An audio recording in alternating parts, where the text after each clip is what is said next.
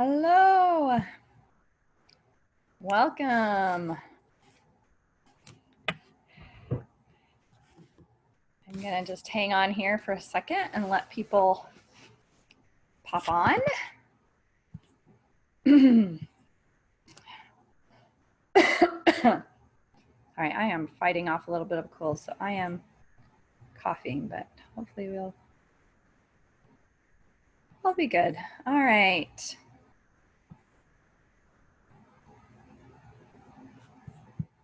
Okay, so you guys are automatically muted as you come into the class. So if you have a question at any point during this class, you can either unmute yourself and ask your question and then remute your microphone button, or there is a chat box. Sorry, there goes my voice. There's a chat box that you can type in your questions as well. So we've got lots of options of how you guys can participate if you have questions as we go, and then we'll do Q&A at the end as well. All right, so I'll just wait another minute or two and then we will go ahead and get started.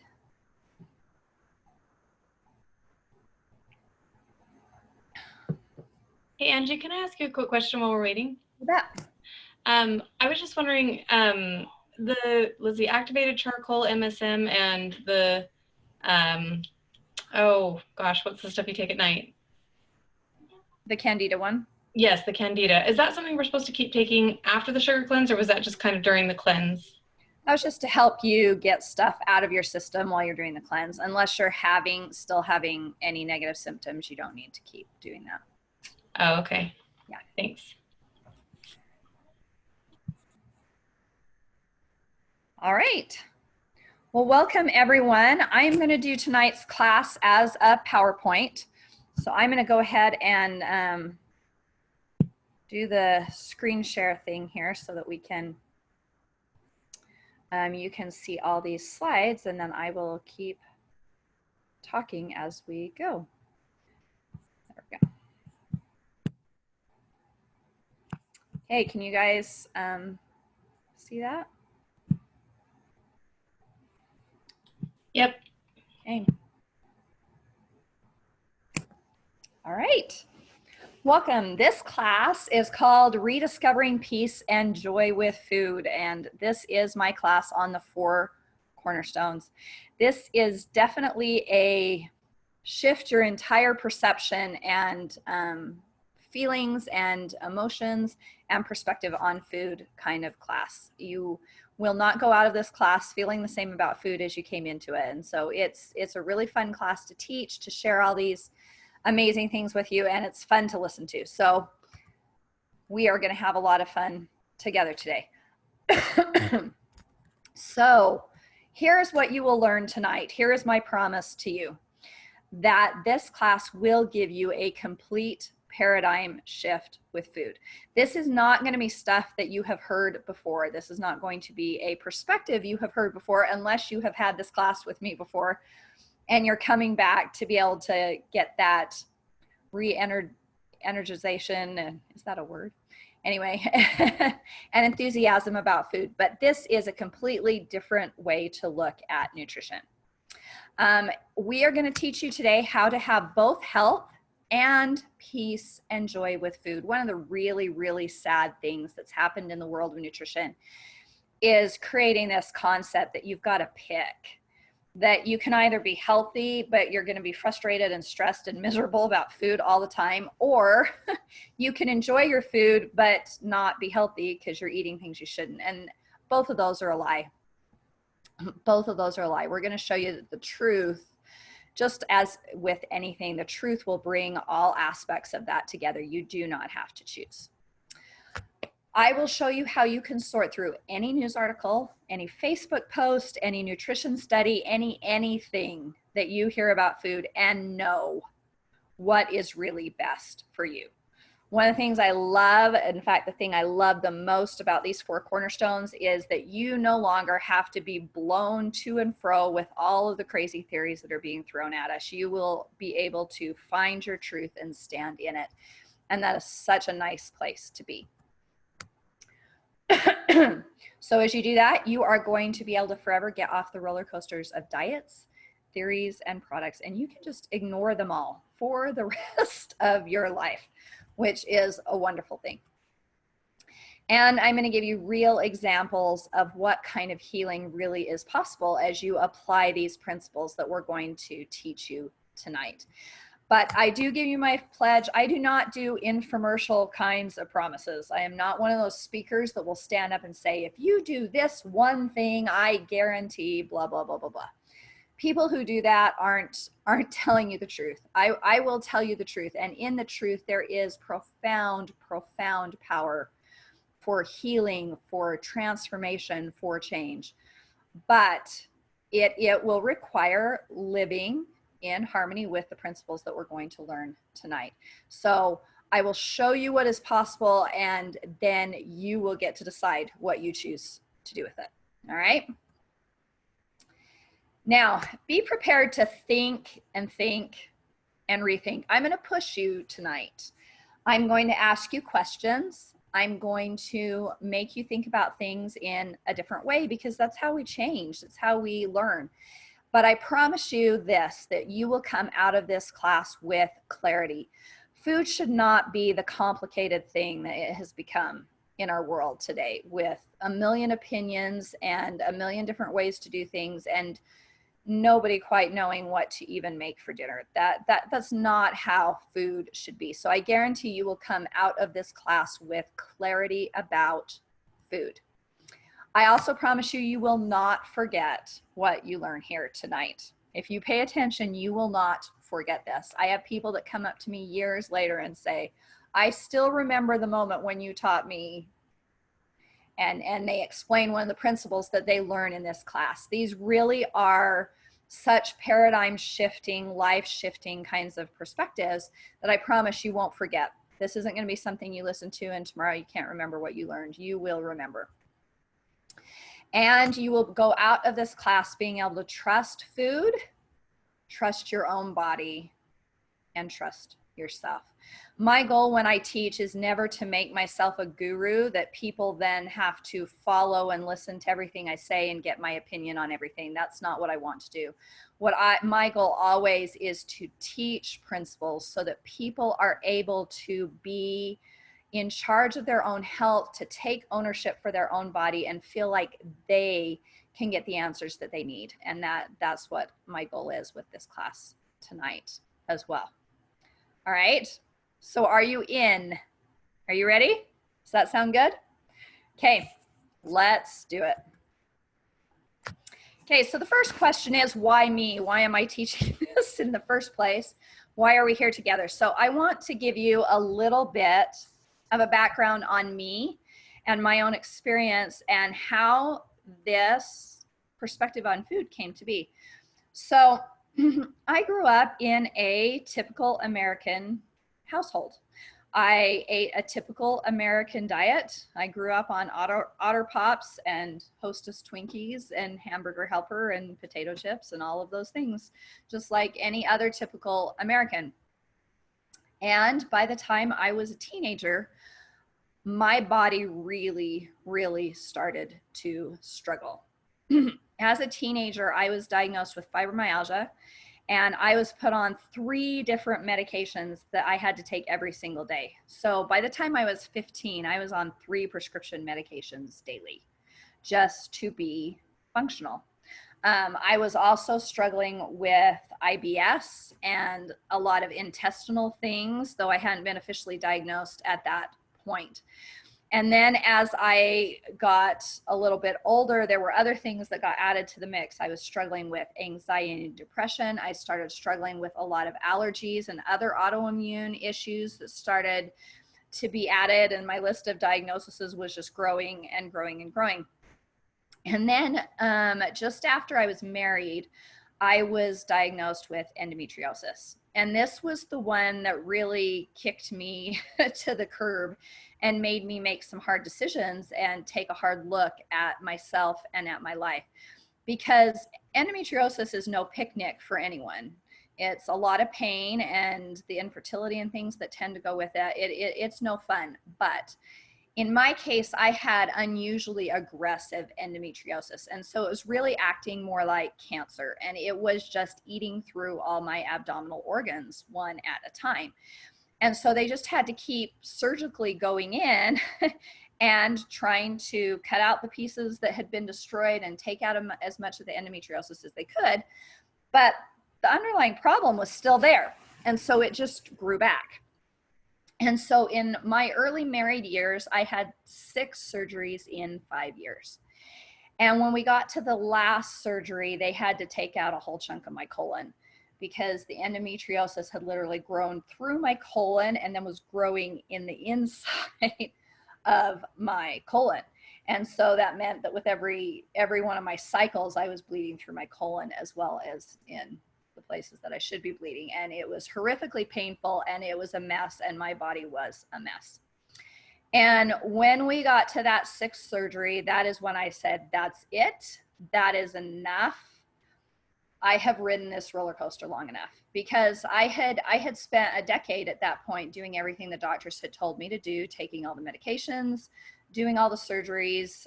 We'd even done some kind of experimental drugs at that point, and I was only getting sicker. The illnesses I had were getting more and more serious, and the list of illnesses I had was getting longer and longer.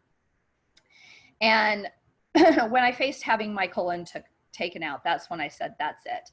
And I really had a very profound, pivotal moment where I realized, you know, these doctors, even though they're trying to help me, they aren't going home at night and losing sleep over my life.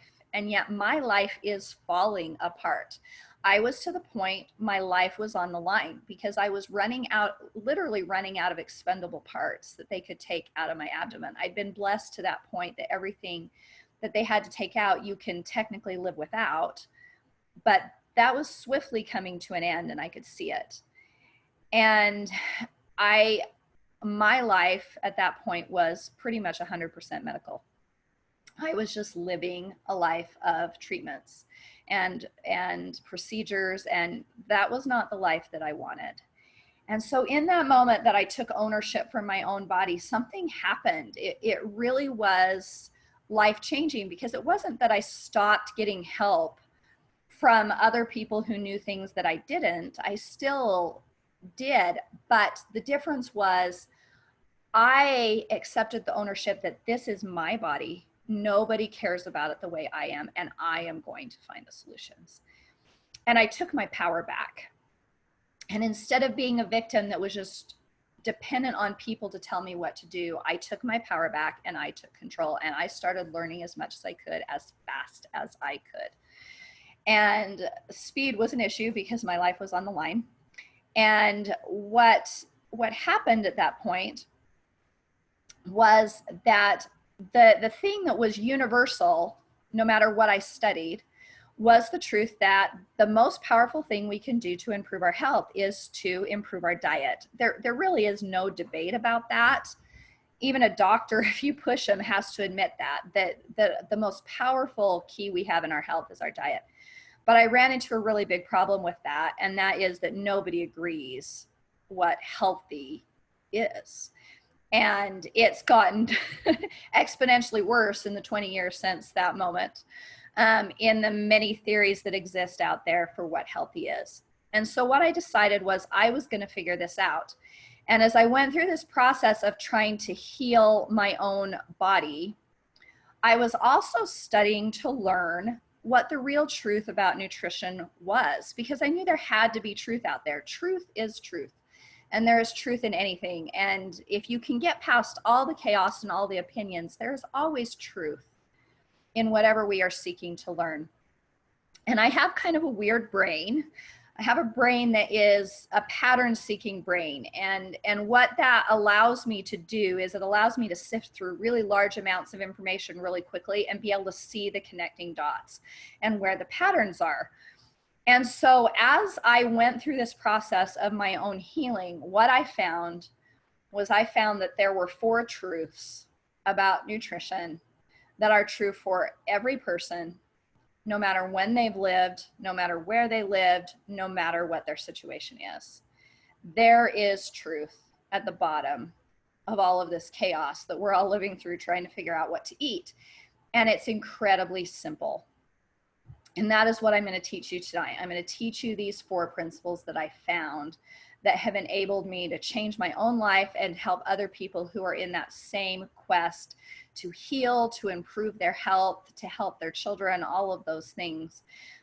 Because despite the fact that these principles are unchanging and in some ways very simple, the way that they can apply to things is incredibly, incredibly powerful. And as I did that in my own life, things changed really, really fast, really, really fast for me. The things like the IBS and the interstitial cystitis that I've been dealing with were gone in 3 weeks. 3 weeks of me starting to live these principles. Within 2 years, I was able to get rid of the inflammation in my body enough to get off all of my fibromyalgia medications within about 2 years. And I made that change in the year 2000 or 2001. 2001 was my last surgery. And I have not had another surgery since. So I was able to go from 6 surgeries in 5 years to now I have been 19 years without a surgery. And that is an incredible change. You know, if I go to the doctor now, none of those things are on my chart anymore. It's not listing endometriosis. It's not there. Fibromyalgia isn't on there. The irritable bladder syndrome isn't on there. That, you know, those things are gone. And those are all diagnoses that a doctor would tell you are lifelong, that there is no cure. They would tell you that. But I'm here to stand as a witness that when anyone, whether it be a well-meaning doctor or a friend or a family member or a web page or anything, tells you that there is anything for which there is no cure, all that means is that that particular person does not know what the cure is. That's all that means. It does not mean there is not one out there, ever. So please always remember that the body is incredibly powerful in its ability to heal, and our options and the tools that have been created on this earth for us to heal are enormous. And you can heal from things that you may have been told are unhealable. And so that was my journey. And then I adopted these 3 kids, one at a time, of course, but all of my children have varying degrees and various types of special needs. And I really feel like a lot of my own experience was to prepare me to be able to help them.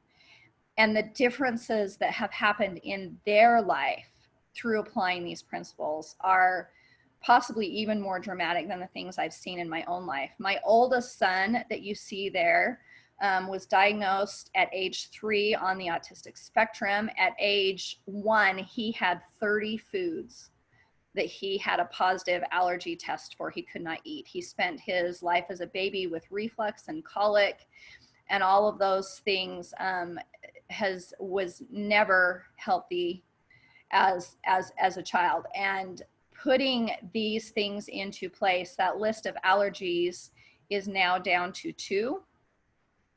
And he is a child that probably, some things were severe enough that he probably would have been institutionalized had I not been able to turn things around through his diet. But through these principles and helping him eat this way, his behavior is completely manageable, completely manageable.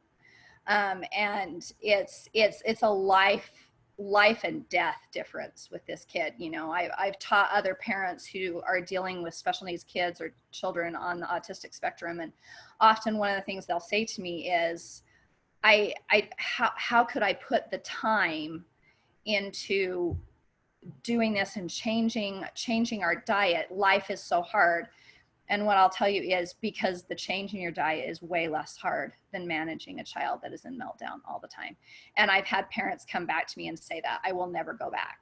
I will never go back, because eating this way is so much less work than managing a child whose behavior is going crazy because their body's trying to tell you that it cannot handle what's going in its body. So there's so much hope for these kids. My second son that you see there, we adopted from India. He was 2 years old. And he has cerebral palsy on one side from a stroke that he had at birth. But when we brought him home, he had hearing aids because he could not hear. And we thought we were adopting a child that was deaf. And when we brought him home and started working through things, what I discovered was he had undiagnosed food allergies. And when we got that all straightened out, his ears cleared up and that child can hear and talk just fine. It was just food. It was just food. Our youngest daughter that you see there is very new. We adopted her last year, and so we're still working on helping her in her healing. But really, you know, the power that we have to change how the human body functions simply by changing what goes into the human body is so much more powerful than any of us have been told, have been taught, or probably have even chosen to believe. And so I share these stories with you just for you to know that applying these simple principles that we're going to talk about tonight can change a life. It can change your life. It can change a child's life. It can give a person not only a longer life or a better quality life, but a completely different kind of life. And that is something that is so meaningful to watch happen in someone's life, that is why I teach what I do and why I am here tonight. Okay, so let's get right into the actual information of how do you do this. Now, I've been teaching for about 15 years now in various ways, and here's one of the things I've learned. This may seem simplistic, but if what we do is in harmony with how our bodies work, our bodies work. Can you believe that? That it can honestly be that simple? Your body works according to law.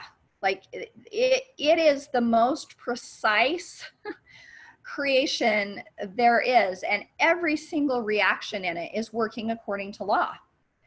And so it is simply a basic law that if what we do is in harmony with how this body, this divine, amazing body that we've been given is designed to work, it will work. It really is that simple. And yet if what we were being told to do worked, our bodies would be working. And if you look around, they aren't. America now officially has the worst health of any industrialized country in the world. Congratulations. So what we're being told to do is not truth, or we would be seeing a different result. So we've got to take a step back and say, how do we find the truth?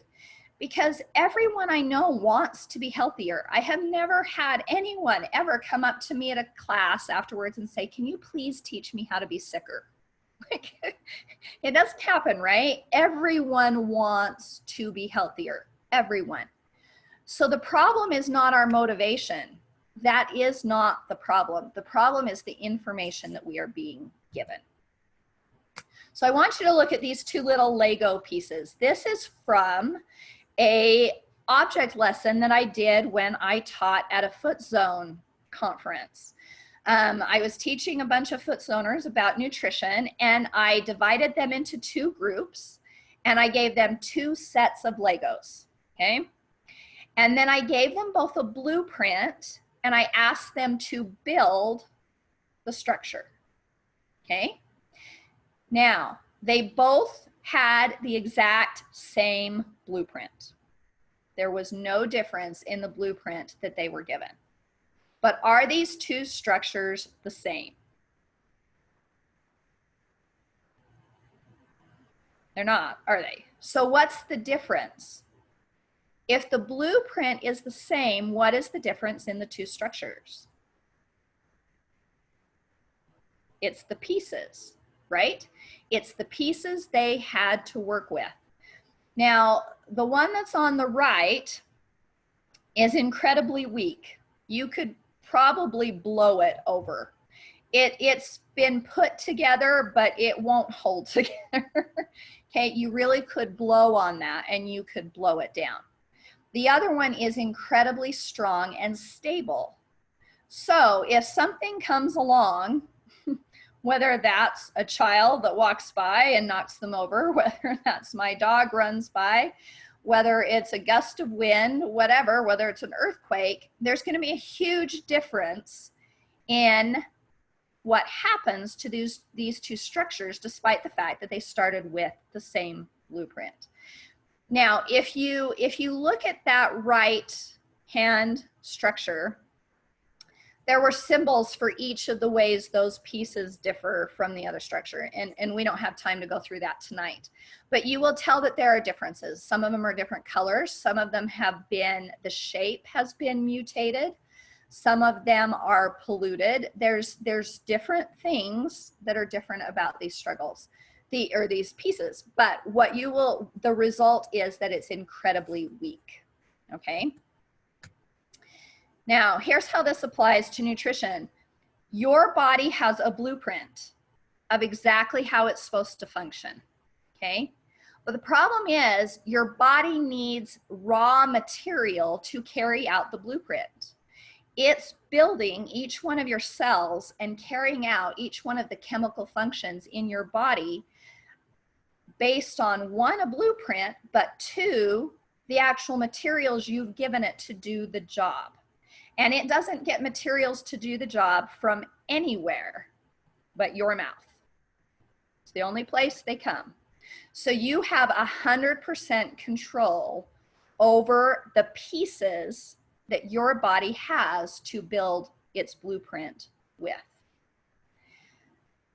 But most of us aren't eating building blocks that actually match the blueprint. And so our bodies are still, they're amazing, you guys. They will do the best they can. And what our bodies manage to do with terrible pieces is amazing. It's like this structure over here. It's still gonna look kind of like a house, but all it's gonna take is a trauma, an environmental pollutant, okay? A stressor, anything, and it's gonna fall to pieces because there is no strength there. It is just barely holding together as it is. And so then when anything comes along to stress the system out, it can't handle it. And so we end up constantly being in a place where we're having to use supplements and medications and diets and therapies and things to try to keep our body working. But the real problem is the pieces, okay? Health comes from providing our bodies with the pieces it actually needs to make our blueprint a reality. And then it does.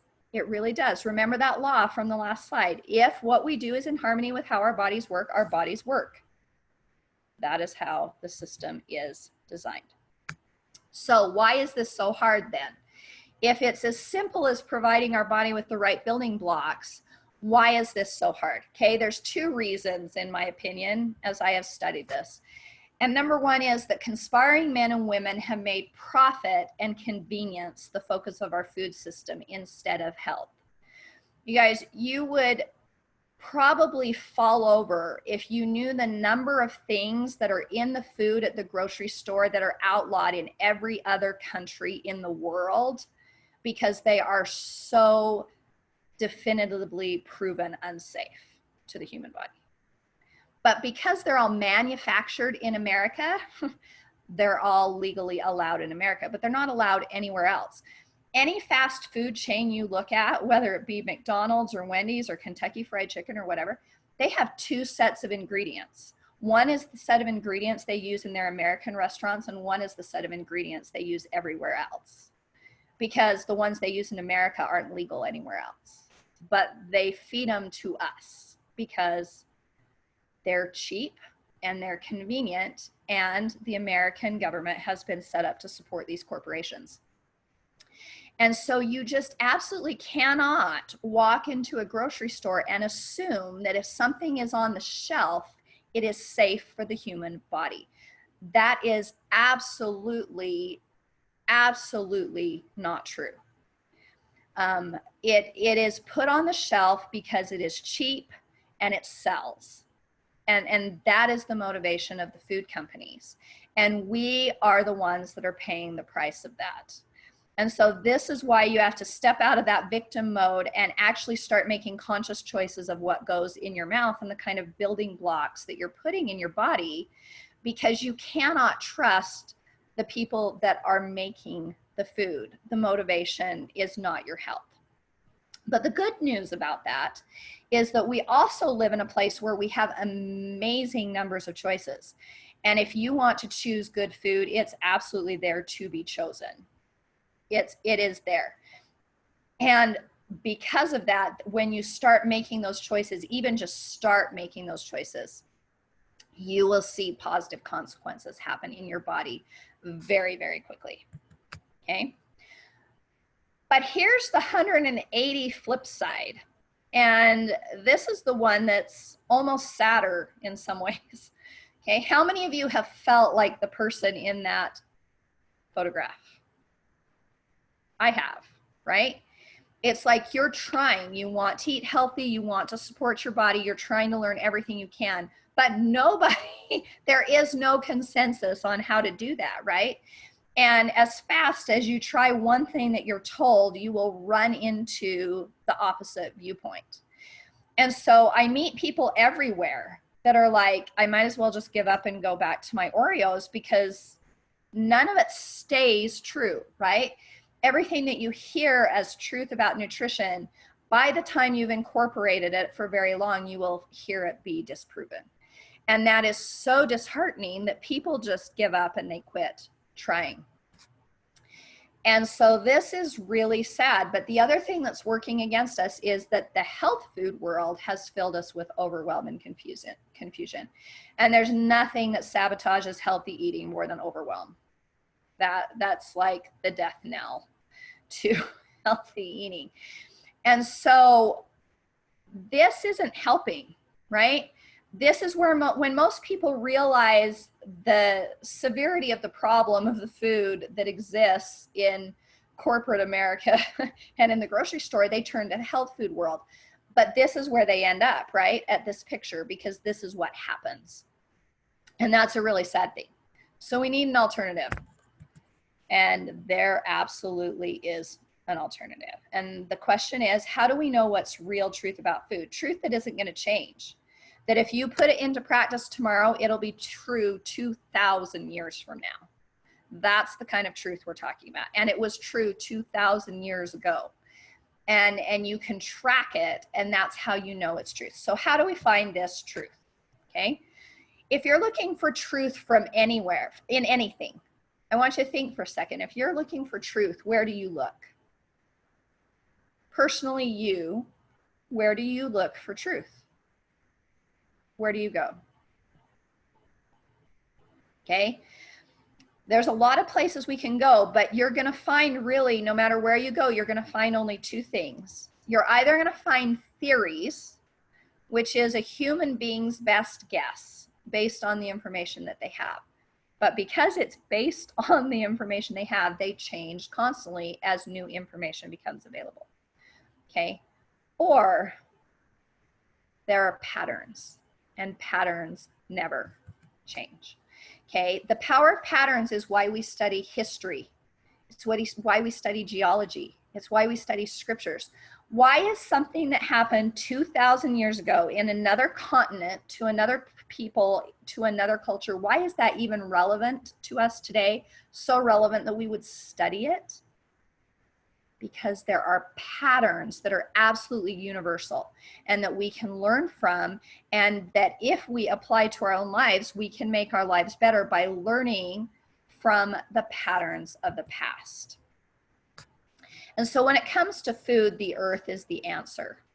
The earth is the source of everything you have ever needed to know about food.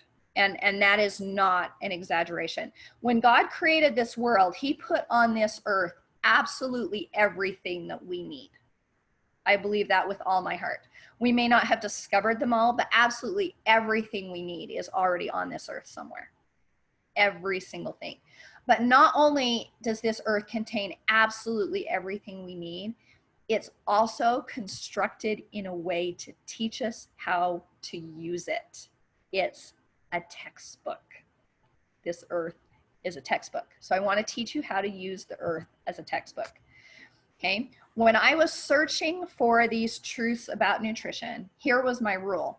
For me to classify it as a truth, it had to be true for every person in every situation at all times and in all cultures. That was my rule.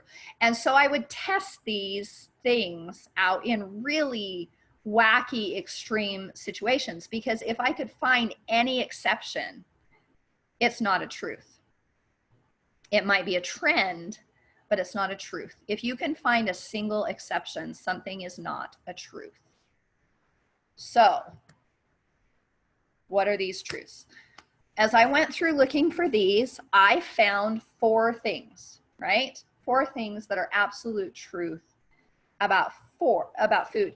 And as I was trying to figure out a way to teach this, a way to make it make sense to in someone's head besides my own. One day I was thinking, how can I teach this? And I had the thought of cornerstones. So I want you guys to think of a cornerstone, okay?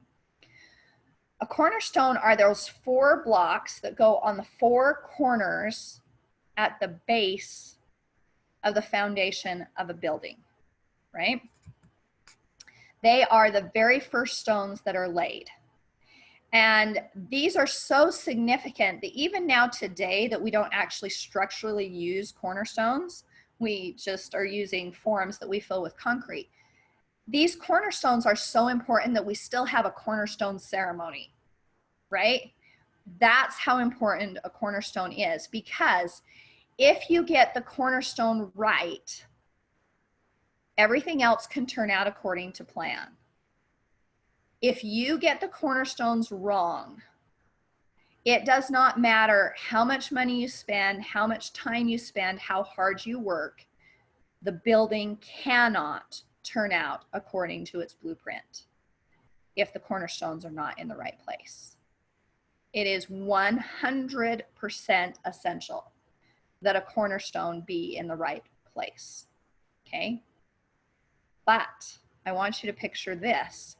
If we had 4 buildings in front of us, right, that all had the same exact placement of cornerstones, do the buildings have to be identical? They don't, right? Okay, you can still have enormous variation in the height of the walls, how many stories the building is, in where the windows and doors go, in how the rooms are divided. Those buildings could be drastically different from each other, but the cornerstones would be the same. So here is the power of cornerstones, guys. If you get them right, everything else will turn out right, but they allow for individual adaptation. This concept of cornerstones is what makes the world of nutrition work, okay?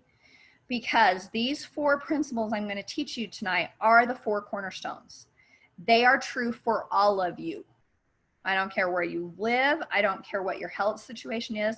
These 4 cornerstones are true because they are universal, eternal truth. They just are. They're not mine. I didn't make them up. They just are truth. But they're also going to allow you to adapt to your individual circumstances. You can all live by the 4 cornerstones and not eat the exact same food. But your structure will be solid.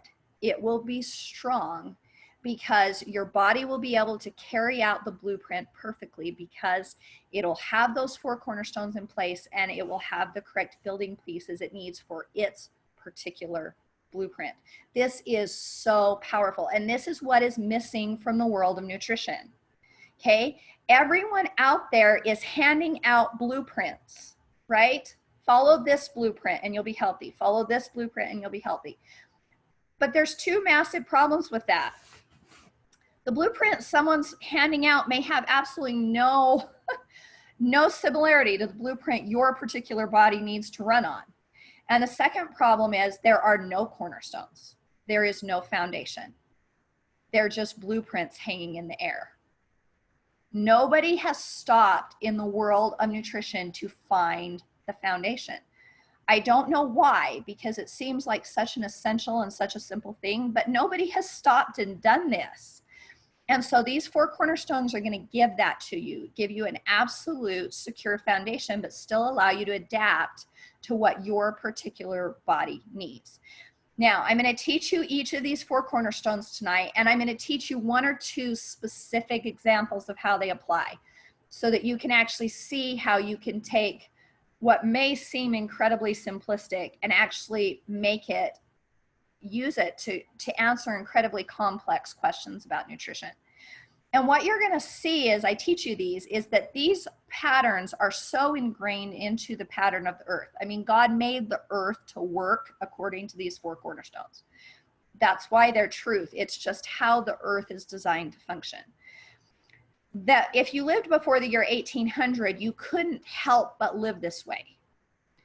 The problem in our modern era is we have now developed so many ways to override how the earth is designed to work that now this has to be conscious. You now have to actually consciously know what these 4 cornerstones are and choose to live this way, because it's not automatic anyway. The earth was created to make this automatic, to try to make your life easier and my life easier and everybody's life easier, but we've played with it too much at this point. And so now we have to make a choice. But when you walk out of here tonight, you're going to know these 4 cornerstones and know how to do that. And so you will have the power to step back into that ownership of your own body in the same way that I did, and then watch how your own structure transforms as you give your body the pieces that it's been asking for all along. Okay? Now, does anyone have any questions before we actually get into the specifics of the 4 cornerstones?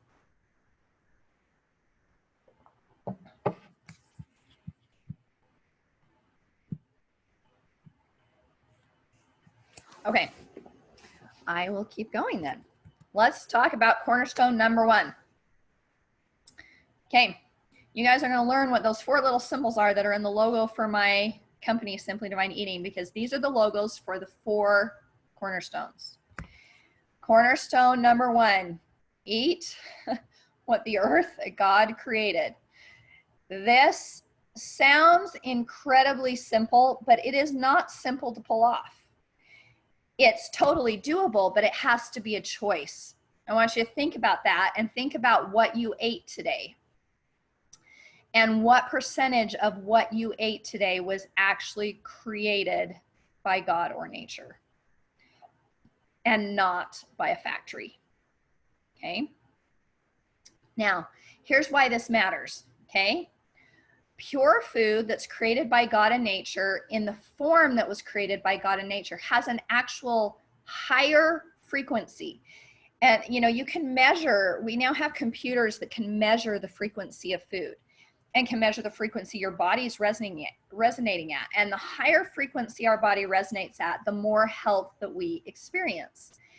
And these foods that were created naturally on this earth have an incredibly high frequency. And so when we put them into our body, they literally lift the frequency of our body in such a way that it pulls our body into order, and it allows things to start functioning the way that they were designed. So that's one of the powerful ways these foods impact our health. The second way is that these are literally created as an ideal match for our body. We're going to talk here in a minute about these as actual puzzle pieces. They have a literal biochemical shape that matches the biochemical function of our body. Once we change the biochemical shape, we change how our body functions. So here is an analogy to help you guys understand how this works. So I want you to think about a car, okay? I want you to imagine your dream car. If you were going to be able to be gifted any car in the world, what would you pick? Okay, so I want you to imagine you get a letter in the mail and you open it and it says, this car has been gifted to you. Here is the key. It's in the envelope. All you have to do is come to the dealership and pick it up.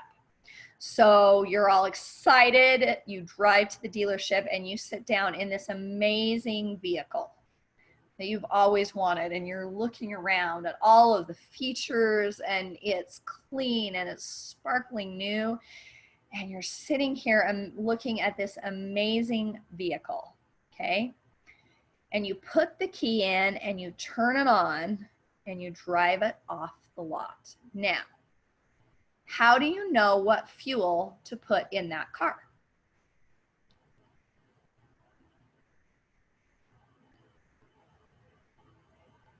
How do you know? Okay, there's an owner's manual, right? And in the owner's manual, it's going to tell you what kind of gasoline you need, what percentage of octane this car needs to run at optimal. It's going to tell you what maintenance that you need to do in order for this car to run the way it was designed to run.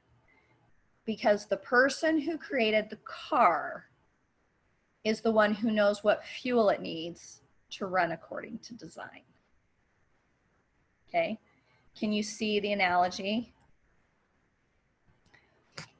If you leave the lot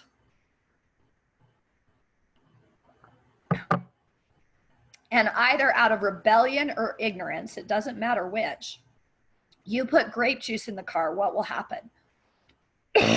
Excuse me for a minute.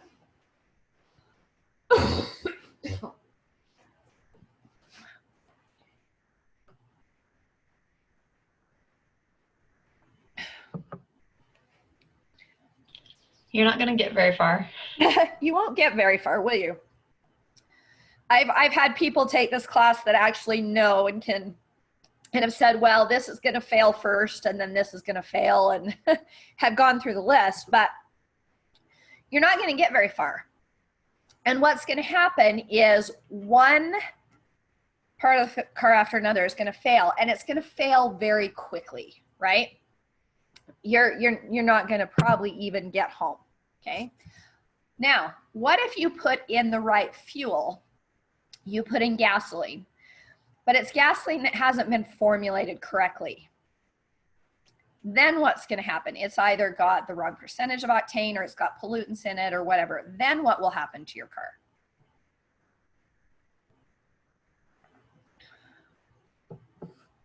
You're going to get home, right? It's not going to be like the grape juice where you're going to be instantly grounded, but as that fuel goes through the car, it is going to slowly damage one part of the engine after another. And you're going to find yourself in a cycle of continually having to repair parts. Now, if that happens, it might be really easy to blame the car. I mean, this is an amazing car, right? You've wanted this car forever. And now all of a sudden it's breaking down on you.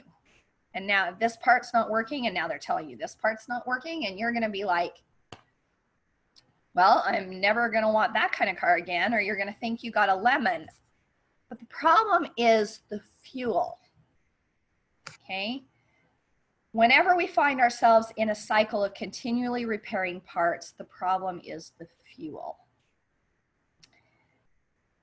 Now, this is exactly how the human body works. The person who created the human body is the one that knows which fuel it needs to run according to design. And that is the fuel that was put on this earth for you. But we now, sometimes we're putting the equivalent of grape juice in our tanks, but more often we're putting in fuel that has been mutated, altered, polluted, all of these things. And we now find ourselves in a cycle of continually repairing parts, right? It is now considered normal by a doctor to be in a cycle of continually repairing parts. If you go into a doctor after 50 and you don't have a diagnosis or a prescription, they're going to be amazed. Okay, that's not how God made the human body to function, you guys. That is proof that we are putting in faulty fuel. When 90% of the cars around us are failing, By the time they get to their 20s and 30s, in one degree or another, we now even have a huge percentage of our children where their bodies are failing. Okay, that is faulty fuel. And we need to look and take an honest look at what we're putting in the body and pay attention to the message our body is giving us. Because your body is literally a puzzle, okay? So everything that you eat has a biochemical shape, right? And then you have places in your body that have the opposite shape. And so when you eat this thing, it goes through your body until it finds the place that it fits. And when it clicks into place, it either turns a body function on or it turns a body function off. Okay? That is what your neurotransmitters are. That's what your hormones are. That's how all of these things that are going throughout your body that are literally controlling how your body functions work. It's based on puzzle pieces fitting together to tell your body exactly what to do. So what's going to happen if we start putting in puzzle pieces that don't fit? What's going to happen? Okay, let me give you an example. This is the biochemical shape of sugar. Okay, it's basically two rings. One ring is glucose, one ring is fructose, and they're hooked together. And when you eat sugar, your body has an enzyme that splits these in half, and the sugar goes into your bloodstream and the fructose goes to your liver. And they both start two different chemical processes, okay? But this is the shape that activates those processes, all right? Now I want you to look at this diagram. These are various forms of what we call artificial sugar. This is what makes those sugar-free foods that you find all over the grocery store. Now, do you see that they all have the ring still in one form or another?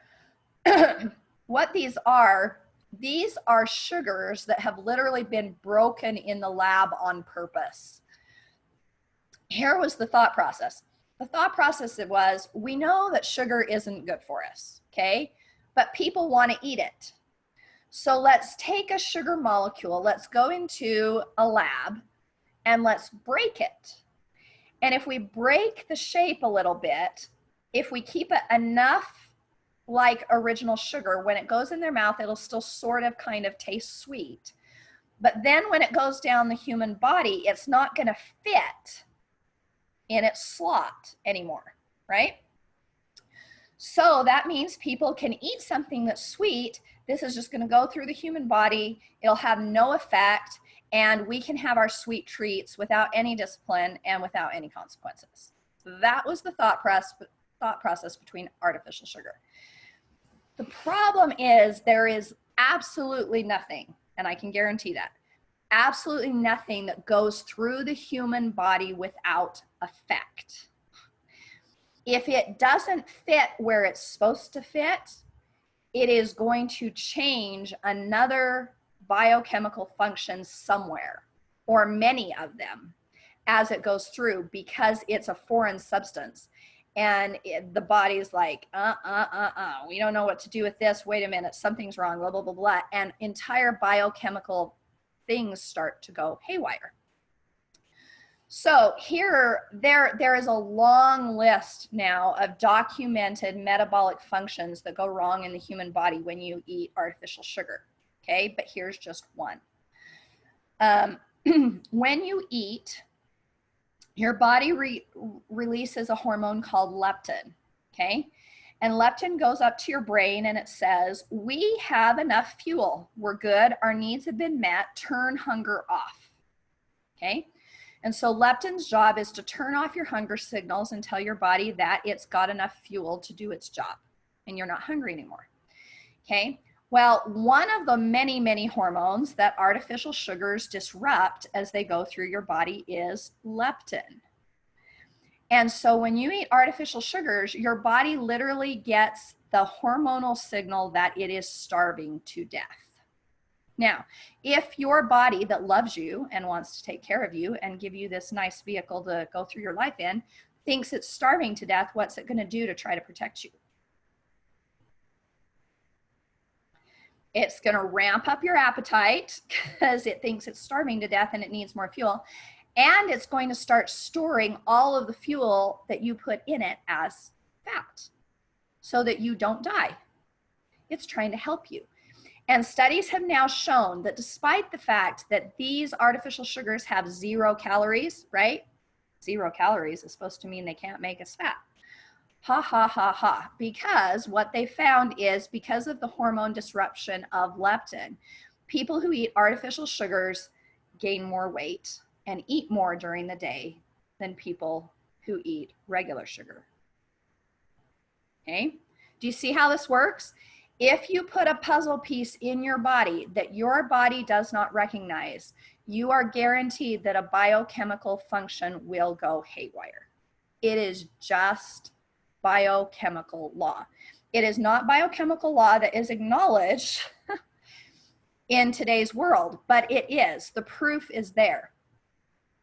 And so you can take this cornerstone to the bank.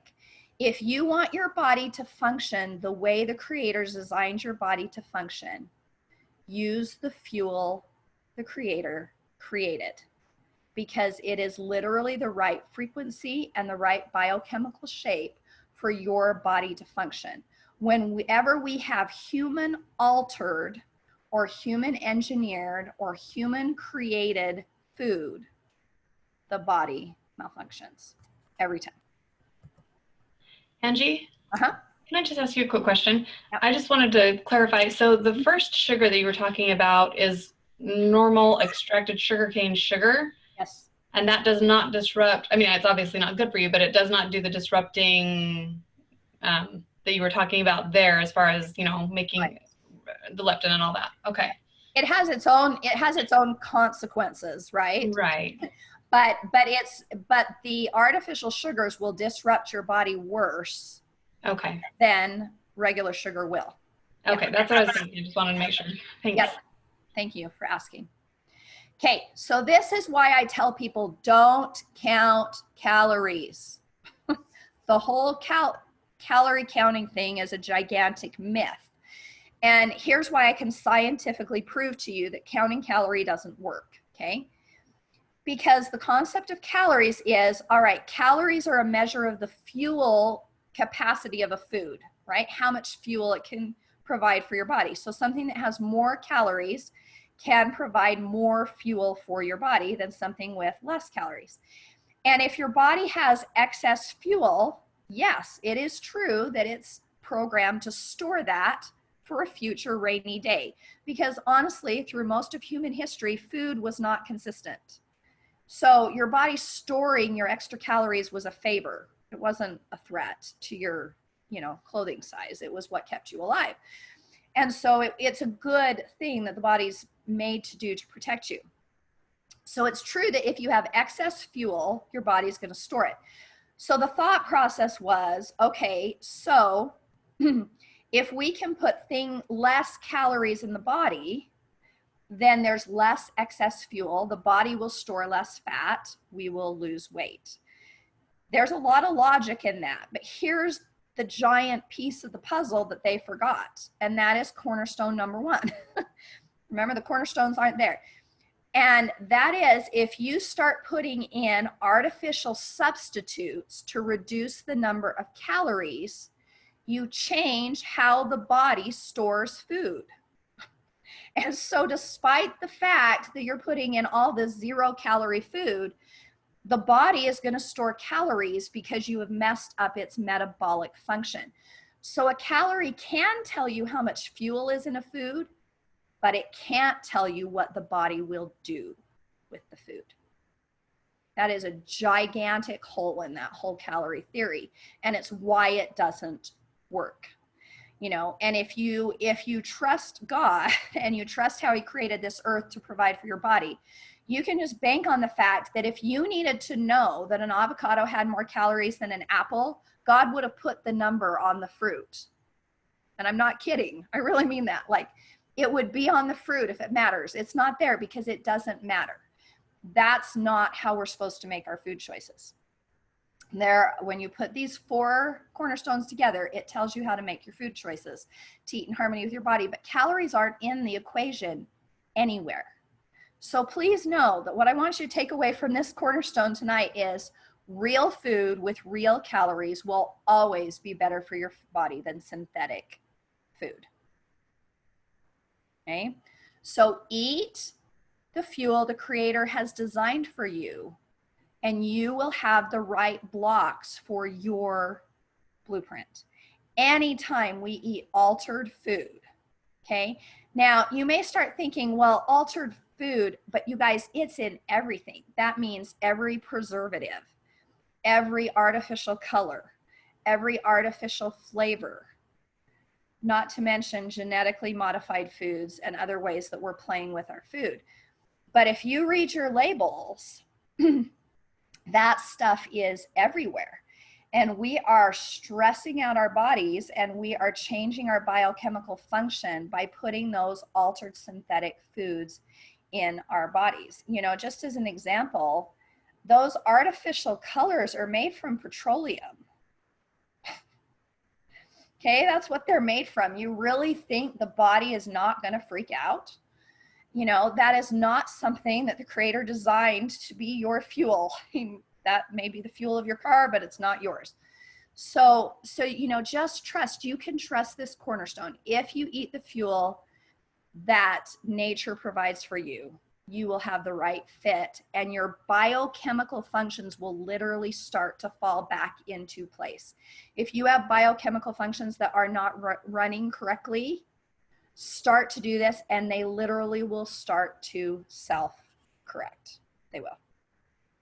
Okay, let's go on to cornerstone number 2.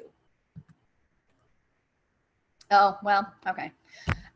You know, we're going to talk a lot about weight in 2 weeks in the free class that I'm teaching in two weeks, but I will just mention here, you know, when you tell people to quit counting calories, there's a lot of people who actually panic about that because they've been so programmed that if they don't do that, they will get fat. But I will tell you that the more artificial things that are going into your body, the more stressed your body is. And when your body is stressed, it goes into self-defense programming to hold weight. So your body will actually start to release weight as you put the real food back in and get those polluted, mutated foods out. Because as it goes, oh, that's right, we've got what we need, it actually can regulate your weight for you. Another thing that will happen is that as we're eating these synthetic foods, it messes up our leptin, right? Our signal to the brain that we've had enough to eat, because we're putting in food that doesn't actually meet the fuel needs of our body. And so our body knows it's eaten food, but it doesn't have fuel. And so it actually increases our appetite. And so the other thing that you will see is when you're putting the correct fuel in, your body's appetite regulates itself better, because it actually goes, oh, we don't just have empty stuff sitting there. We actually have fuel that will function, help our body to function. And that also reduces our appetite and regulates that. So even though you're not counting calories, weight will automatically start to be better regulated by your body by just incorporating this single principle. Okay. All right, this one is fun. Cornerstone number 2, eat what God or nature has, eat it in as close to the form as you can that God or nature has created. All right. This again is trusting the natural system, right? That not only do we have what we need here, but it's been actually put in the correct form. One of the biggest ways we change human function is through extraction of food. When we extract a part of a food and use it, everything changes. So I want you to look at this apple and this apple juice, and let's give you a very specific example of how this functions, okay? So when you eat an apple is so amazing that not only is it packed with nutrition, it's been put in a package that actually controls the order and the speed at which those different nutrients are released in your body, in your digestive system. Like, it's totally amazing. Totally amazing what this apple can do. When we extract the apple juice from the apple, we have separated it from all of those regulating cofactors. And we now change how that food functions in our body. It still meets cornerstone number 1 because this is still a natural creation. But cornerstone number 2 is extremely important. When we change the form of a food, we change the function in the human body. And to show you how this works, I want to introduce you guys to Robert Lustig. He is a pediatric endocrinologist at the University of California, San Francisco. Okay. So he studies the chemical reactions of this stuff in depth, and he runs a clinic to reverse metabolic disorders in children. And he is on a crusade to help us understand what we are doing to our children, to ourselves also, but especially what we are doing to our children. He has 2 videos you can watch on YouTube if you're interested. One is called Sugar the Bitter Truth, and one is called Fat Chance. And in those, he takes you through, in Sugar the Bitter Truth especially, he will take you through all the chemical reactions. It's a lot of chemistry, but it's really fascinating. He will take you through all the chemical reactions of drinking a glass of fruit juice. And he will show you that it does the exact same damage to your liver as a beer. Okay. So you eat an apple a day keeps the doctor away. You drink apple juice, you give your body non-alcoholic fatty liver disease, which is now being diagnosed in children, because we are trying to get the children off the soda pop, and we're trying to get them off the soda pop by handing them fruit juice. But without cornerstone number 2, we didn't realize what we were doing. And we have now changed the function of the food so much that we now have children being diagnosed with liver failure and liver disease. And it's coming from fruit juice. Can you believe that? Okay, that is how profoundly we change biochemical function when we change the form of the food. Now, have any of you guys noticed that nutrition studies don't agree? Anybody? Okay. Nutrition studies, the results of nutrition studies are now so divergent that you can just pick the conclusion you want and go find a study to back it up. Like, there is no consensus on hardly anything. And this is why, right here. This is why nutrition studies don't agree, because when they do a food nutrition study, they do not take into account, nor do they even usually tell you in the study the form of the food that they used in the study. But it will totally change the outcome. Nobody gets that, so they're not thinking that through. Totally will change the nature of the outcome. Here's a couple examples. The original study that told us that coconut oil was evil and we should be eating vegetable oil instead. Do you know what form of coconut oil they used in the study? Hydrogenated coconut oil. Hydrogenated is a mutated form of a fat. Hydrogenated anything will be bad for your health. We have spent 80 years eating the wrong fats because of some studies that did not look at the correct form of the food. Okay. Here's another one. The China study, the one that's used in forks over knives, that is used to prove that all animal protein creates cancer. Do you know what form of protein they used in the study? They used extracted casein, okay? One extracted component of the protein. And we know that casein's pro-cancer. That's not news, but there's other balancing things in good quality milk that help balance out, that are anti-cancer, okay? But when you extract a single ingredient, you are going to change the result of the form of the food study. So this is why I don't look at food studies anymore. This is why I use cornerstones, because unless you use the form of the food as it was created, the results of the nutrition study will be completely skewed. Here's some more examples, okay? Here is what a polyunsaturated fat looks like, okay? We know shape is everything, right? In biochemical function, shape is everything.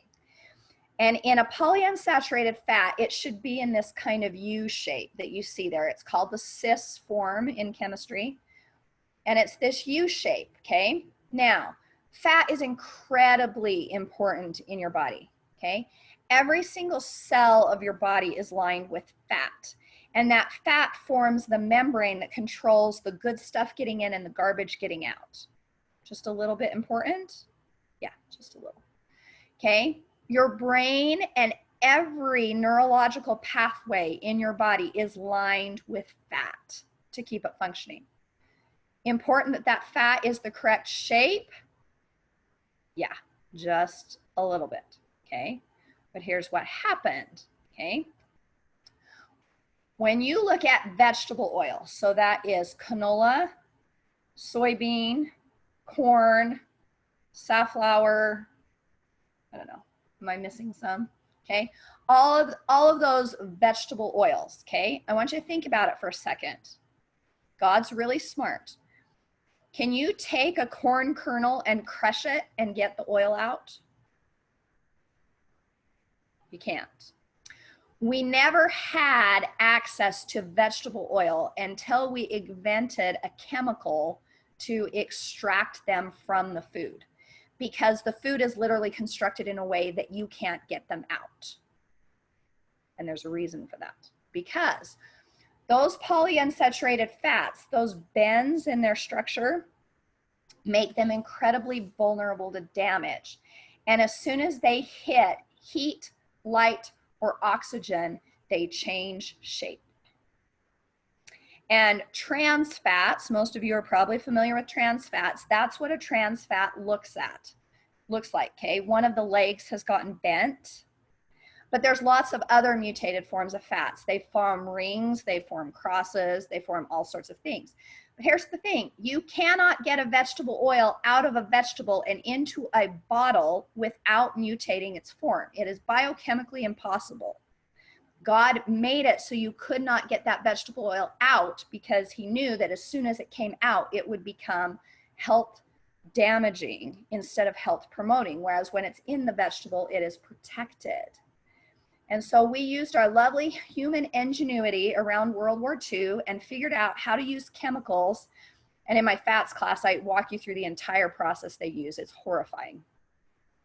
But we invented this chemical process to extract these vegetable oils out of the vegetable. So those oils that are sitting in a bottle at the grocery store, the other protection God made into oils is the smell of a rancid oil. Have you guys ever smelled rancid oil? Smells horrid, like you couldn't get it down your throat. Your body is made to be repulsed by it because it's so damaging to have a mutated oil in your body.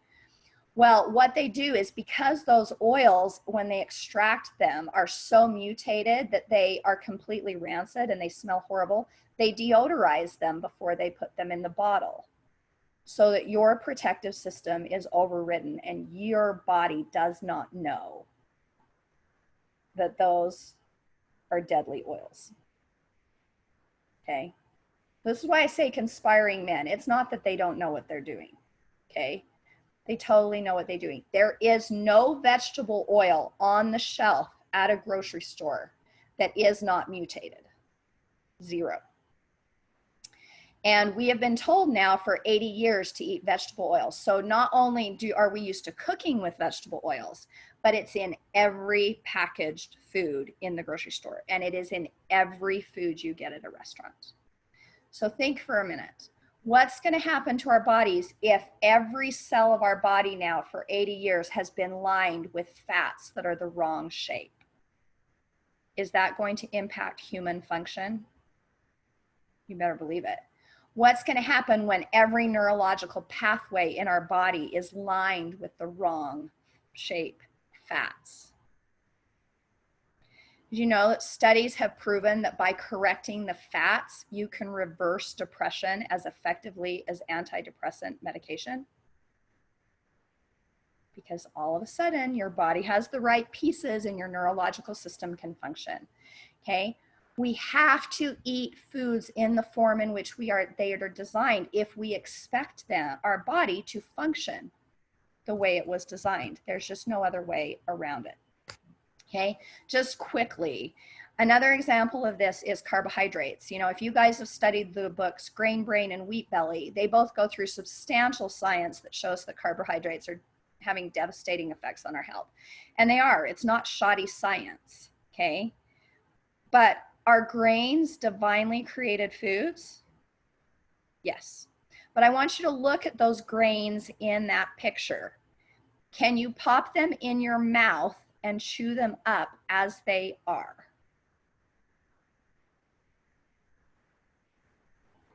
No. What is the clue the earth is trying to give you? You need to do something to me before you eat me. Never in the history of the entire world have grains and legumes been eaten like this, straight, ever. People figured out thousands of years ago that that destroyed health.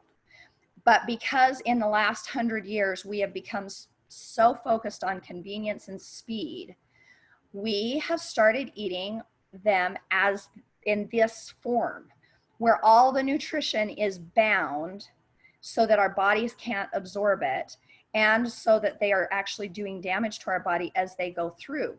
Whereas if we eat grains the way historically they have been eaten, it gets rid of all the problems. The problem isn't the food, it is the form, okay?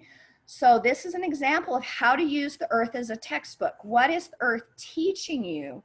Not just about what food to eat, but what form to eat it in. And you can save yourself a life full of disease.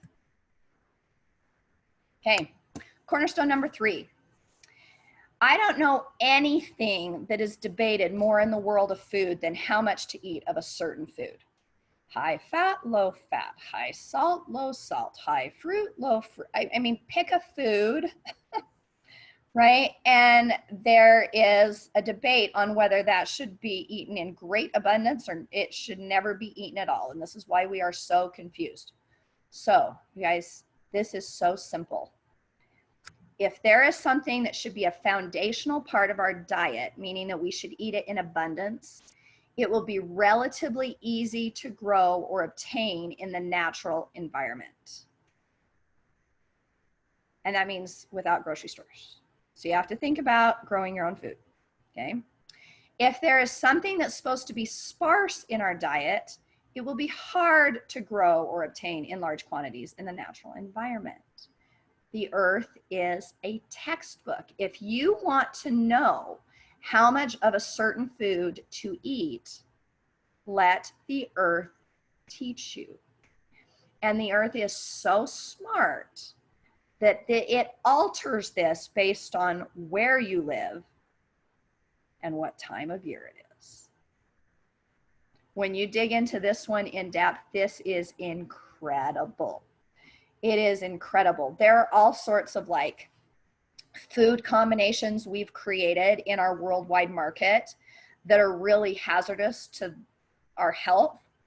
And if you actually go back and look at how the world grows food, it never grows those together, ever. Like, it's amazing. It, you know, one climate it grows this one, and one climate it grows this one, but they were never meant to be eaten together, so they don't grow together. And we've messed so many things up by not eating in the way the earth has designed it for us to eat. But this works, like this totally works. If you have a question, use this and it will teach you. Here's 2 examples, okay? Let's talk about sugar and let's talk about greens, all right? So let's talk about sugar. I had the chance to travel with my husband years ago to the Dominican Republic where they grow sugarcane. And I wanted to see how they do this. So we went to a field and you can see the sugarcane growing. And it's a tree, you guys. Like, it's as hard as a rock, this stuff. I mean, you couldn't eat it if you wanted to. Okay, that's telling you something to start with. Secondly, what they do is they cut off the outside bark and then they sell the inside wood as a stick, as a sugar cane, right? And what you do is you buy the sugar cane and you bite off a part of the sugar cane and you chew it, and the sweet juice comes out of the sugar cane, and then you have to spit out the wood, because that's what it is, it's wood. So I want to ask you, how much sugar could you eat if you personally had to get it out of the sugar cane?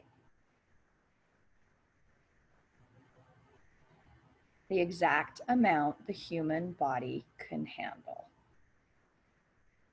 Where did we get in trouble with sugar? Same place as apple juice, extraction. The instant we started extracting sugar, it became available to our body in quantities that the human body cannot handle in the least. Like, the number of biochemical functions we are throwing is enormous, because you were supposed to have to chew it out of the wood, okay? Not eat it in a cookie, right? That's not how it was designed to be eaten. The earth protects you, okay? But now let's flip it in the complete opposite direction. Let's talk about greens. A really huge trend right now is green smoothies. But I want you to stop and think. Does the earth grow you spinach 365 days of the year? And could you eat the amount of spinach that you're eating in a smoothie if you had to chew it? No. Now, are there negative consequences of green smoothies? There are. Let me tell you just one of them. There is something in many vegetables called oxalate, okay? And it is what's called an anti-nutrient, meaning that it exists naturally in food. It's not a chemical or anything, but it's harmful to human health. So that's why it's called an anti-nutrient. And the way oxalate works is that if you eat foods that are high in oxalate in small quantities, and if you have a healthy gut, your body is able to get rid of, it has means inside to get rid of that oxalate. But if you've had antibiotics and if you're eating a green smoothie, all of a sudden a quantity of oxalate goes into your body that the human body cannot handle. And those oxalates form crystals in the body. And wherever they form crystals, they form pain and problems. So this is a huge cause of bladder pain. If they go to your heart, they can cause heart issues. If those crystals go into your muscles, they cause muscle pain. These are implicated in a lot of chronic diseases. And it is because we've, one, destroyed the protective system in our body that was there to protect us from them. And two, we are eating foods in quantities that they were not designed to be eaten in. When I teach this class live at conferences, I have never yet taught this principle without having someone come up to me at the end of the class who has dealt with oxalate toxicity, who's been diagnosed with oxalate toxicity. And we've dealt with it in our house. It's not pretty. It's not a place you want to go. Yes, there are things you can do and you can reverse it, but it isn't pretty. This isn't something you want to do to yourself. So trust the earth. Eat greens the way the earth provides greens for you, and your health will reflect it. So do you see how that works? All you have to do is look at the earth and you can answer every time the question of how much of food should be a part of our diet. Amazing, amazing, amazing, amazing. Okay. Cornerstone number 4, eat by the sweat of your brow. Okay. This is the one that I think is the most powerful principle in giving us a paradigm shift about food, and also in teaching us how to bring the joy back into our relationship with food. This is really the key to reclaiming our power. Now, in order to reclaim our power, we've got to look at some really unpleasant truths here for a second, all right? Big companies have taken over not only the growing of our food now, but the actual preparing of our food, right? Whether it's a pre-prepared food in a box or a bag at the grocery store or a can, or whether it is a drive-through. The majority of our food now that we eat in the United States is pre-prepared, okay? But here's the problem. When you let someone else decide how something is planted, how it is grown, what is sprayed on it, how it is harvested, how it is stored, how it is processed, what it is mixed with, what kind of container it's put in, and what kind of preservatives are added, it is literally impossible for the food to now match the other 3 cornerstones. It's impossible. That process destroys the other 3 cornerstones. So what is the price? This is the only statistical slide that I have in this class, but we need a statistical slide. As I came to realize this particular cornerstone, this principle that we are supposed to eat by the sweat of our brow, I realized something really important. And that was almost every single nutritional problem that we have in our society has come from trying to separate eating from effort. That's something you're going to have to think about for a little while after this class. Think about how hard we try to separate eating from effort. And then think of a specific disease or nutritional problem that we are experiencing in this country and look at it if that is where it's stemming from, okay? 50% of our food that we are eating as Americans is from eating out. And 50% of the rest of the food is pre-processed. So if you do the math, that leaves only 25% of our food that even has a chance of meeting the 4 cornerstones. Is it any wonder we're sick? So I asked myself, would diabetes, heart disease, obesity, and all these other diseases even exist if when we were hungry, we had no choice but to stop and eat real food the way nature has designed? Would those diseases even exist? Now, they might exist a little because dying is part of life and we aren't meant to be here forever, okay? But these would not be chronic diseases and they wouldn't be being diagnosed in 20, 30, and 40-year-olds at all. Since the introduction of processed foods, and by that we mean these refined extracted oils, refined sugar, refined grains, and chemical additives, heart disease has gone up 300% and cancer has gone up 600%. Celiac disease rates correlates from when we switched from eating natural sourdough breads to quick made breads. Okay, we invented a synthetic yeast. Synthetic may not be the complete term. It's an extracted, isolated, coated yeast. I mean, you're getting pretty close to, foreign at that point. And it has made our bread a completely different thing, and our bodies are reacting. Okay, this is a statistic from Dr. Lustig. University of California, San Francisco. The top diseases in America are diabetes, heart disease, hypertension, lipid problems, cancer, polycystic ovarian syndrome, non-alcoholic fatty liver disease, remember we've talked about that already, and dementia. Together, these account for 75% of all healthcare costs in America. And every single one of them statistically correlates to an American processed sugar-filled diet. When our food goes into another country, so do these diseases. They can track it. They can track it. Now, is that really how God wants us to live? It's now somewhere between 25 and 50% of our youth have either diabetes or pre-diabetes before leaving high school. You want to tell me that's how God wants us to live? Absolutely not. And here's how I know that. Because God designed the system to protect us from all of this. And he did it through one simple principle: work. Okay. I want to tell you how I came to understand this.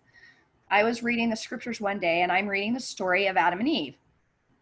And in that story, one of the things God tells Adam and Eve is, by the sweat of thy face shalt thou eat thy bread all the days of thy life, right? And I do not believe that that was a punishment at all. I actually believe God was trying to teach Adam and Eve how to thrive in their new environment. And this was one of the protections he had put in place for them, was by the sweat of thy face shalt thou eat. He was teaching them something important. But I had always thought that this applied to the law of the harvest, right? Like what you reap, you sow. And one day I was reading this and I got one of those clunks on the head. Ding. And I realized this is also about food preparation. Okay. And so I looked at a specific story. I want you guys to think about the story of manna. Okay. Manna is the greatest food miracle story of all time, right? These people are living in a desert with a zero food supply. Zero. There are no kitchens, there are no bathrooms, and there is no food. So this is the worst food crisis humankind has ever known, right? And the miracle is that God provides them with manna. Now, in every picture, every movie, every story of manna I had ever seen, I had always seen pictures or depictions of them picking bread, little pieces of bread off the ground, right? You guys seen the same thing? But I went back to the scriptures, and you guys, do you know what? That's not what manna was. Do you know what manna was? That's why I put this picture in. Manna was a seed, and they had to gather it every day and make it into bread. Now, I want you to think about how profound this is. If you are God, and you are going to go to all the work of giving these people miracle food, why did he not give them bread?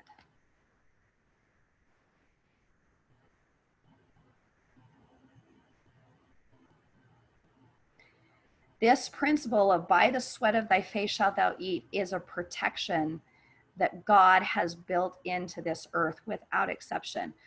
I went back through the scriptures, and God never separates eating from effort. Ever. This is something we can bank on.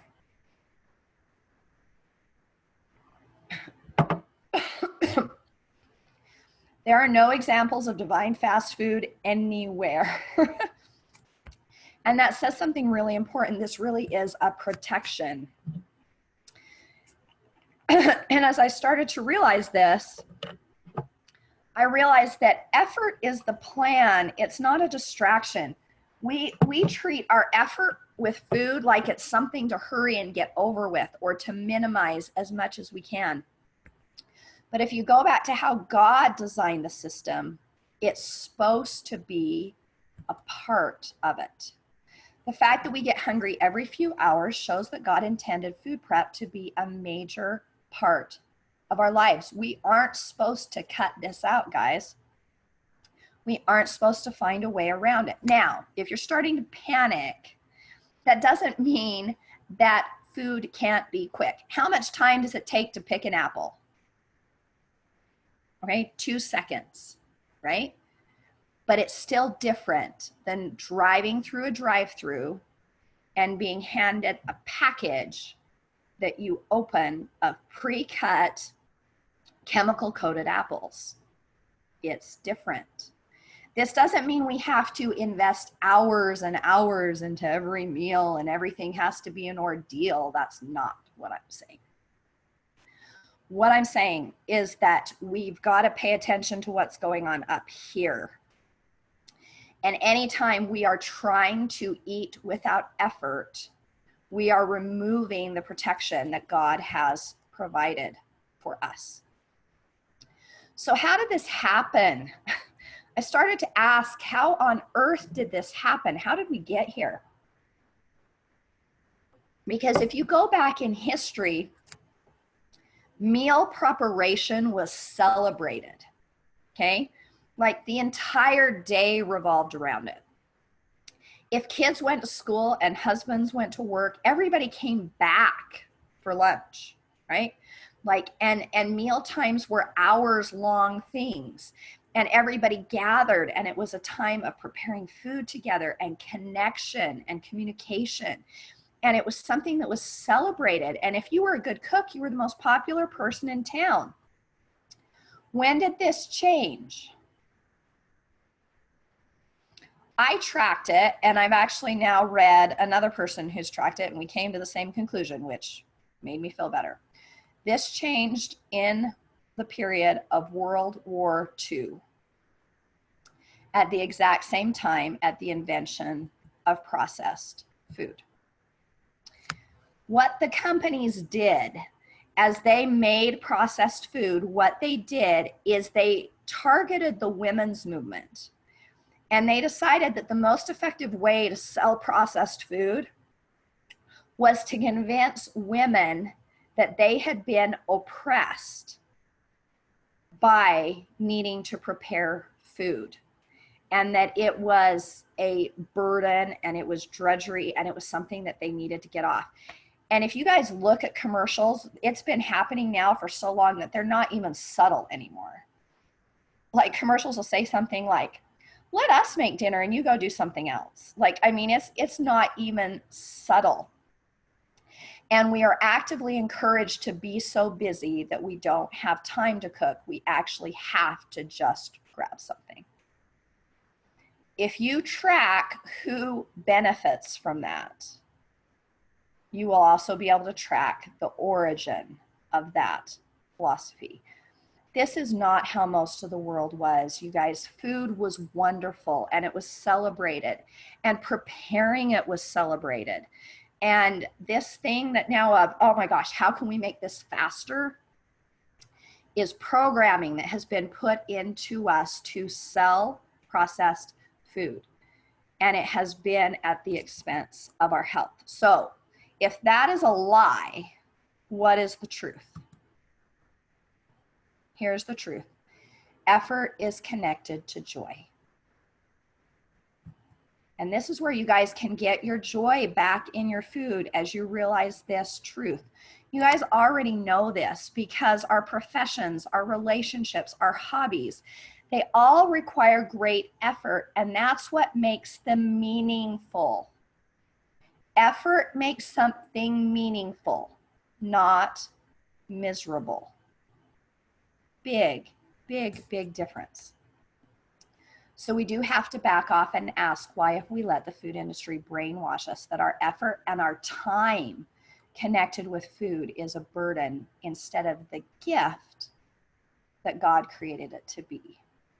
He knew that the effort, not just the food, would protect us and strengthen it. And so he literally built the food system so that they were inseparably connected. And food preparation can return to being something of great joy if we approach it from the right perspective. I want you guys to look at this baby. How much work is a baby? None of us know the first time how much work it's going to be, but we do after that, and we still have more children. Why? Because we don't become parents because it's a recreational activity. People who view parenthood that way don't have children. We do it because we recognize what it does. We recognize the power in what we're doing. It brings a new, incredible being into this world, and it creates all the joyful relationships of family. Now, I want you to hear this more than anything else I say this entire night. Next to being a parent, there is nothing that you can do that has more power to physically change what kind of life someone has than you do with food. Every time you feed someone, and that is 3 to 5 times a day, you are either building the cells of their body or you are destroying the cells of their body. Every time. You guys, there's no magic buffer of, oh, well, if we just eat this once in a while, it doesn't hurt. That's not how it works. Food is either in harmony with the human body or it's not. And if it's not, it is destructive every time we eat it. And if it is life-building and life-giving, it is life-building and life-giving every time we give it. Think of the power you have with your own body and with the bodies of people you love. Every time we eat, we are either giving ingredients that build the brain, the immune system, the heart, and the lungs, or we are giving ones that weaken all of those. And when we weaken the human body by giving it things that are out of harmony with its divine creation, we also weaken it emotionally and spiritually. They are inseparably connected. And so our time with food is not an inconvenience. It is literally one of the greatest investments of our entire life. Love and food. Those two things are the greatest investments of our entire mortal life. And when we see them that way, investing in them becomes power, and it becomes joy, and it becomes meaning instead of a burden. Okay, so now if you put these 4 cornerstones together, I want to show you what you can do. Okay, the next time you see an email, a news report, a magazine, a friend's comment, your mother-in-law, whatever, that tells you you should or should not eat something, I want you to ask yourself these 4 questions. Is the food a pure and natural creation? Is it as close to the form that was created as possible? Do the recommended quantities match what the system was designed to provide for me? And am I involving effort, or am I relinquishing that control to someone else? And if you use those 4 questions, you will never have to be a guinea pig. You will always know every time whether a specific food or eating a specific food a specific way or in a specific amount is going to build your health, or whether down the line you're going to find out, maybe too late, that it was destructive. You don't have to be a guinea pig. These are truths. These are truths that God literally built into this earth. And if we choose to live by them, we experience amazing benefits. Now, does that mean you can't have your fudge? No. You can have your fudge and eat in harmony too, okay? I also believe God intended for food to be joyful for us. If you go to the scriptures, God created food festivals. You know, this is supposed to be something that is a part of our life. It is not something that we're supposed to get to the point that we don't care about it, or we don't like it, or we no longer want it. It's supposed to be a major central part of our lives, of our relationships, of our celebrations. It's supposed to be. And if you use these 4 cornerstones, you can learn how to take your favorite foods and put them back in harmony with the 4 cornerstones so that you still can enjoy them. We just have to use natural foods in the right quantities and be willing to apply some effort. And so this is what simply divine eating means. It's taking these foods that we love and making them in a way that's in harmony with our divine body. And that way we can still have the food we love and eat in harmony and have a strong structure that can withstand the stuff that happens to us, because we're living and eating in harmony with how the Creator intended your vehicle, this amazing body that you've been given, to function so that it will be a powerful protective vehicle for you throughout your entire life. So let's put it into practice and show you how these 4 questions really can answer anything that you run into, okay? Let's talk about keto. This is the new trend of the moment. So is it helpful or is it harmful? Let's use the 4 questions, okay? Are the foods used in keto natural creations? The answer is mostly yes. Some of the sugar alternatives are not. But most of the food that's used in a keto diet are natural creations. It's not a highly processed diet. Okay? Question number 2. Are the foods being eaten in the quantities in which nature creates them? Or no, sorry, that's number 3. Number 2, in the form, in the right form. And the answer is there again, mostly yes. Okay, there are a few things. The people who are eating keto by living on bacon, I'm sorry folks, but bacon is a processed food with additives and things, and that's not it, okay? Or if you're eating the sugar alcohols or some of the other things, those don't fit either. But a lot of the food does.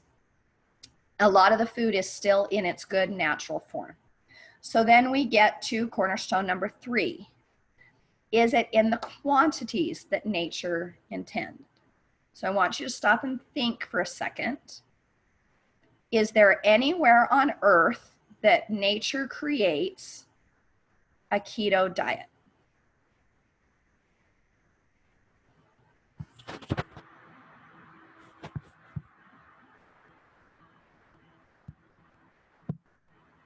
What do you guys think? Is there anywhere on earth that nature creates a keto diet?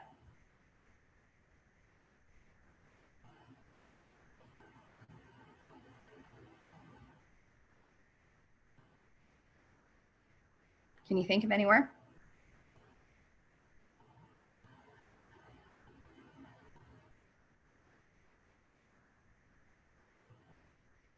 There's one that I know of, and that's in the Arctic, right? If you get up into the Arctic or the Antarctic, that is a naturally keto environment. 80% of what they eat is fat because there are no grains that grow in the Arctic, 0. There are 0 grains. There are a few vegetables sometimes of the year, but the rest of the time, all there is fat and protein. That's all there is, okay? So a keto diet does exist naturally in the environment, but it exists in an environment that is extreme, right? Not common at all. Very extreme place on the earth. So what is the earth telling us about keto? It's for extremes. That is where keto fits. Keto can get rid of seizures in people who struggle with seizures constantly all day long. A keto diet can get rid of seizures. That is an extreme situation where an extreme keto diet is completely appropriate, okay? There are extreme illnesses that keto can help reverse. So isn't this amazing, you guys? If you look at the 4 cornerstones, is there a place for the keto diet? Yes. Is it what the average person should be consuming? No. There are stresses that the keto diet puts on the body. If you are in an extreme situation, those stresses are less significant than the extremes in which you are helping. But this is not how the earth grows food 99% of the time, which tells us it is not how we are supposed to eat 99% of the time. You see how simple that is? You guys, in 20 years, it takes 20 years for any diet, for the consequences of any diet to be documented. So anytime you jump on a diet that is less than 20 years old, you are a guinea pig. That's the truth. Okay? So in 20 years, we are probably going to have well documented all the pros and cons of the keto diet. And you could study them out and you could make a nice logical decision. But in the meantime, you're a guinea pig. But you don't have to be a guinea pig if you have the 4 cornerstones. It will already tell you what the results will be in 20 years. Isn't that cool? So cool. Okay, here's the last principle I want to teach you guys. Do you remember how at the beginning we talked about the fact that the 4 cornerstones are the same, but the structures can be different? Okay, those 4 cornerstones are true for anyone. Eat what God created, eat it in the form, as close to the form as you can, eat it in the quantities nature intended, and eat it by the sweat of your brow. True for every single person. Now, are the exact proportions and the foods we need to eat and not eat the same for all of us? Absolutely not. Okay. So the 4 cornerstones give you the principles. Now, how are you going to know what your unique body needs to eat? Your body will teach you. The earth will teach you the 4 cornerstones, and then your body will teach you how to tweak the details. Here's something that's really cool. When most of us talk about cravings, we talk about cravings in a negative connotation, right? Because we're talking about sugar cravings, or we're talking about craving potato chips, or we're talking about craving things that we know darn well aren't good for us, right? If you are experiencing cravings that are making it hard for you to eat healthy, it is evidence that your body is out of balance and has not had the correct building blocks. Because here's the amazing thing that happens. When you give your body the correct building blocks, cravings work for you. They don't work against you.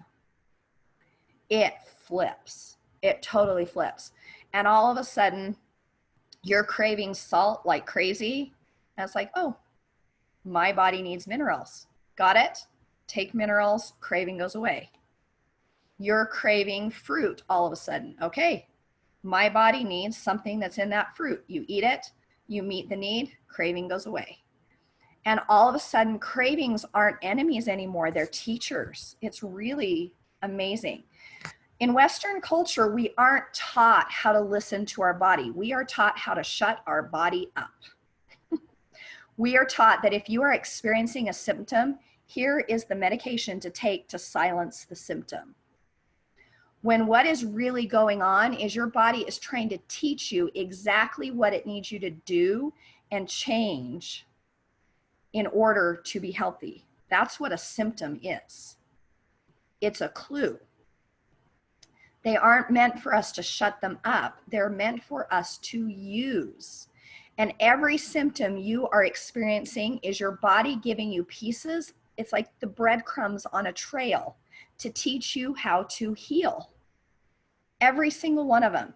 I cannot tell you how many times I've had it happen where I've had a way to recognize I've learned something new and my body gives me a new symptom that matches what I just learned because I now know how to interpret it. And it's like, oh, you've got that. Okay. And it shows me exactly what to do with it. It is amazing. And that is what we're going to spend the next class next Thursday talking about, is how to heal.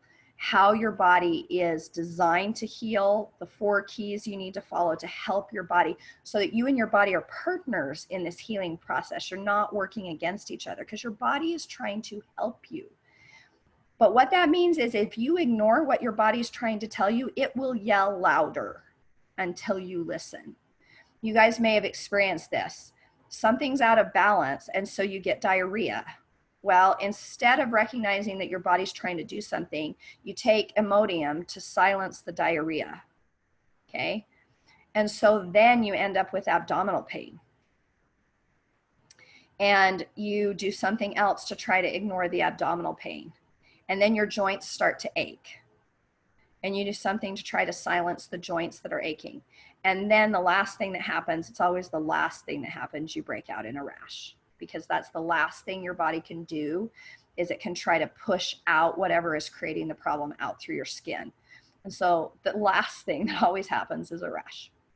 But when we actually start responding to those signals, we short circuit that process, and every symptom starts a healing cycle instead of ignoring the symptoms and them starting an illness cycle. You can totally flip it. So make sure you come next week to the free class so that I can show you how you flip it. But in regards to this with the 4 cornerstones, every symptom your body is giving you is a message.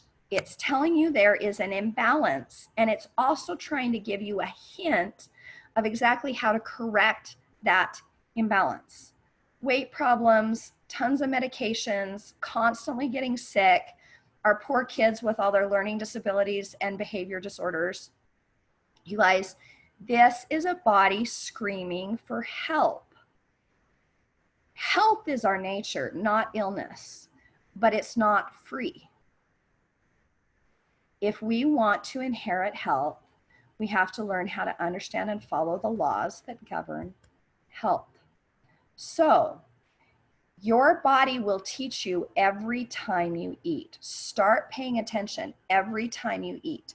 You will either experience increased energy, which means you have given your body fuel that it can use in a positive way, or you will feel your energy drop after a meal.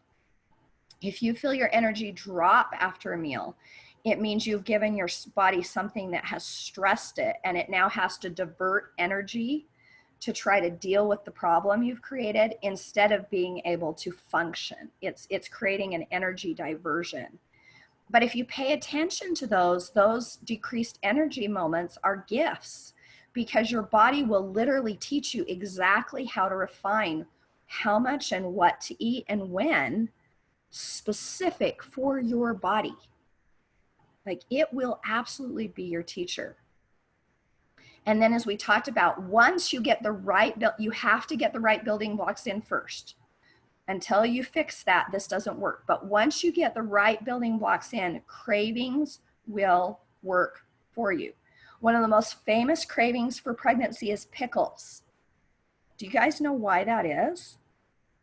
Your body is so smart. Why do pregnant women crave pickles? Until the last 100 years, pickles were always a fermented food, meaning they were a probiotic food. And when a woman has a baby, the baby gets coated during the birth process with all the probiotics from the mother's digestive tract that have gone into the vaginal tract. In a woman, they just circle. They're all friends. And so the baby gets this coating. And if it gets coated with good bacteria, that literally controls the development of their immune system. It controls the development of their thymus. It controls the development of their digestive system, and all of those develop well. If a mom's bacterial balance is out of whack, then the baby gets coated with bad bacteria. And then the baby experiences things like colic, reflux, allergies, asthma, eczema. Do you notice how much those are on the rise? Okay.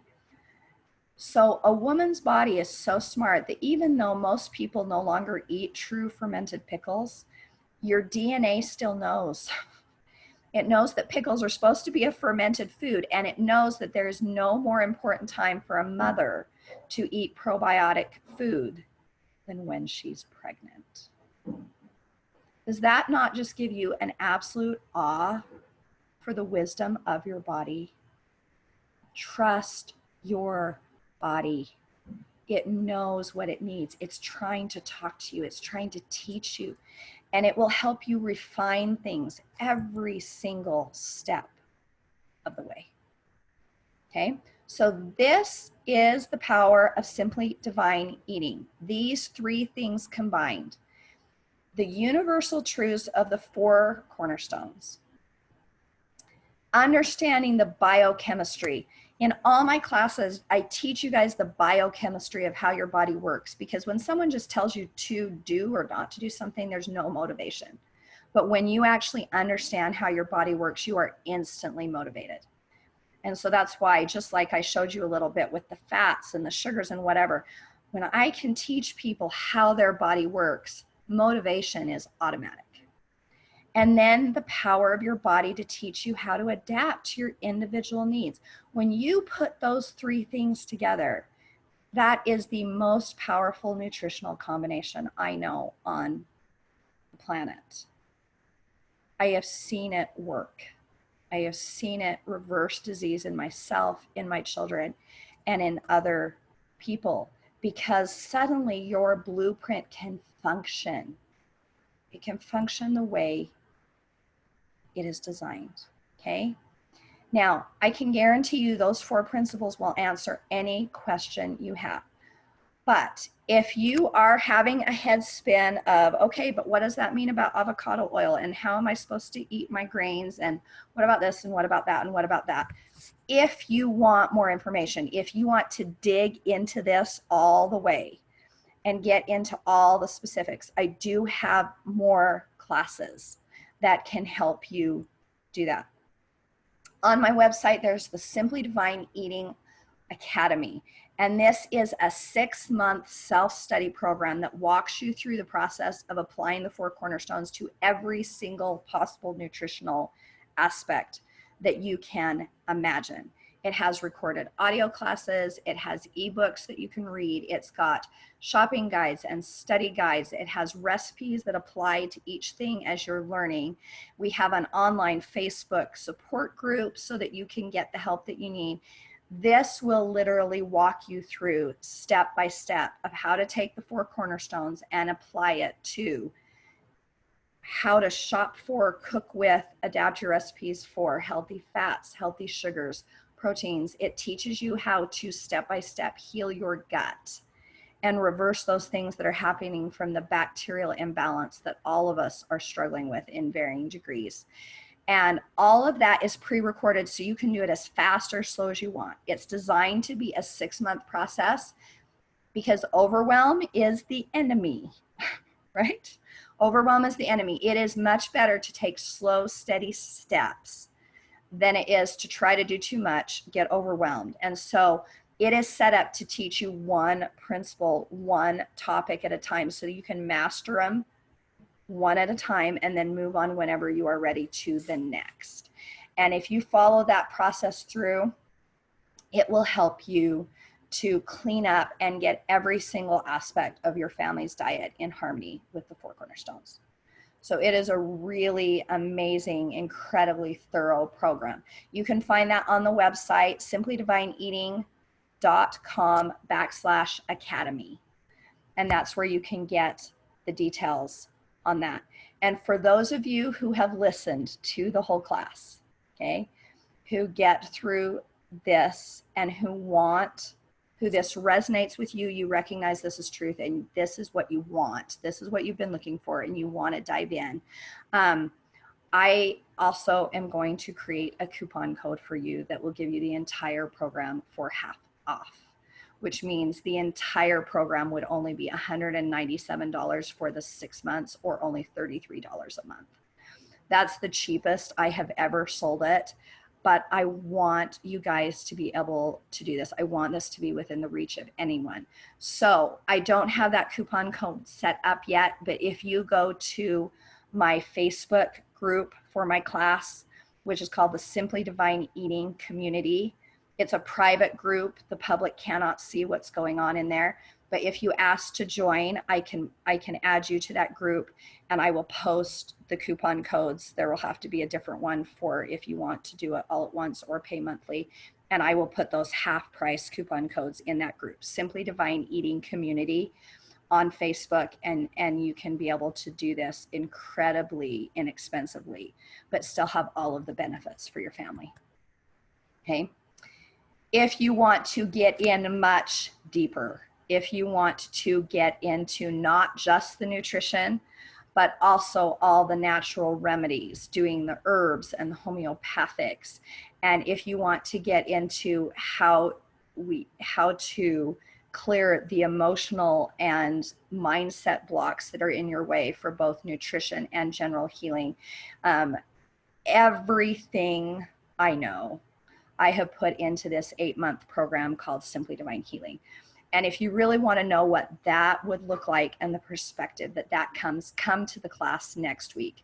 Because what I'm going to teach you next week is an entirely different mindset way to approach healing that includes nutrition, but also includes all of these other aspects. So come next week, you can get that class entirely free. I have a ton, just like this class, there is a ton of immediately usable information in that class, but it would also help you to know if the Simply Divine Healing program is what you need to be able to turn around your own health or that of your family or someone that you love.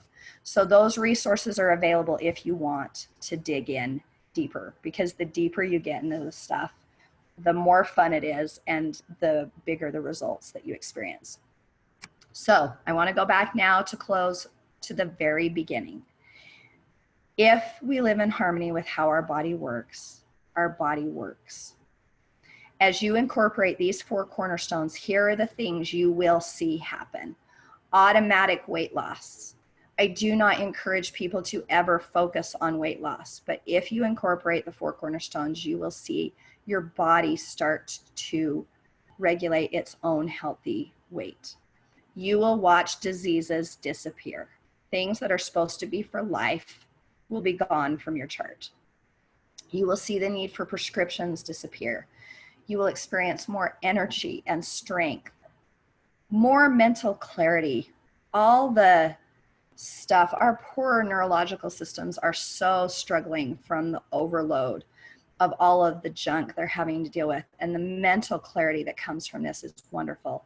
One of the coolest things I hear back from people over and over and over is the increased spiritual connection. People tell me they get answers to their prayers easier. And that might not be a benefit you're expecting, but it also shouldn't be surprising. Because when we live in harmony with truth, we experience more light and truth in our life. And the closer and closer we get to living in harmony with truth, we experience those benefits physically, emotionally, mentally, and spiritually. It's why every religion on earth has a dietary code.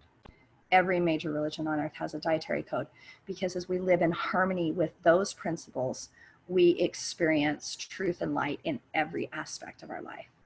You will see increased resistance to contagious disease.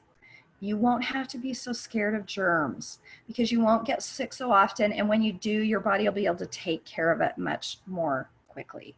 In our house now, the average for an illness is 48 hours. And that includes things like the flu. Yes, we do still get sick. We still have times when we get stressed out and we don't sleep enough, and you're seeing it on me right now, right? But even when that happens, your body is better equipped to get rid of it quicker. And especially as you gain the added skills in those other aspects of healing, sickness can be a very short-lived thing. You will not be swayed with every wind of doctrine of nutrition that you hear. It will be amazing what you can ignore now. And it is such a joyful thing to ignore all the nutrition chaos around you. And the best one of all is the return of peace and joy with food. These are the things I want you to be able to experience for yourself. These are the things I have experienced, and I want you to be able to have these too. And these 4 cornerstones that I have taught you today, I can witness to you that they do bring these results because they are truth. I hope that's what you feel. It is the #1 feedback I get from people is, oh, finally something that is truth. I can feel that it's truth. And that's because it's not coming from me, you guys. I just happen to be the person who's vocalizing it here. But this is not mine. These are the principles God created to help us thrive. And I just happen to be the one who's put them together in a package in a way that they can be taught. But I hope you feel the truth of those and that resonates within you, so that incorporating these into your life is a joyful thing. So if you want more information, the Simply Divine Eating Community Facebook group is the hub. That is where I can answer your questions. That is where people answer each other's questions, share recipes, problem solve, celebrate, fix things that need to be fixed. It's this great community that we've created just for people from a 4 Cornerstones point of view, and incorporating all these aspects of healing. So I invite you to join the Simply Divine Eating Community. If you've got more questions after this class, that is where you can ask them, and where I can help and support you more, and where you'll also find support from all sorts of people that are also living this way. Have a wonderful night. I hope you've enjoyed this. I hope this has brought the clarity and the truth that you have been looking for, because that is my goal of teaching. So next Thursday, I'll be teaching again, same time, but this time we will get into all the broader aspects of healing in a really, really deep, profound way. So I will see you in the next class. Good night, everyone. Now, for those of you who are on here live, I have time to do some Q&A if you've got some questions.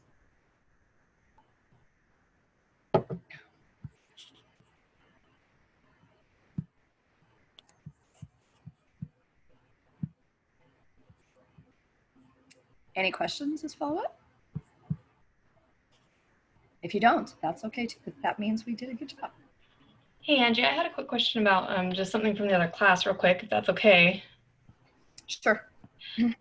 You posted the recipes for the Asian sauces, and I was just wondering. I just looked before the class, and the stuff that's at the end is a mistake. I didn't realize it was there. Just ignore it. Oh, okay. I was trying to figure out what I was missing there. Oh, and then just about the minced vinegar or the minced ginger. Do you have to use that fresh or? Yeah, that's fresh. You could use dried ginger, but you would want to lessen it. Okay. Yeah. Does that just come in the spice? I don't ever use ginger. Does that just come in the spice section then? Yep. Okay. Okay, good to know. Thank you. Okay, any other questions? All right, thanks for being here, everyone. Have a wonderful night, and I will see you in the next class.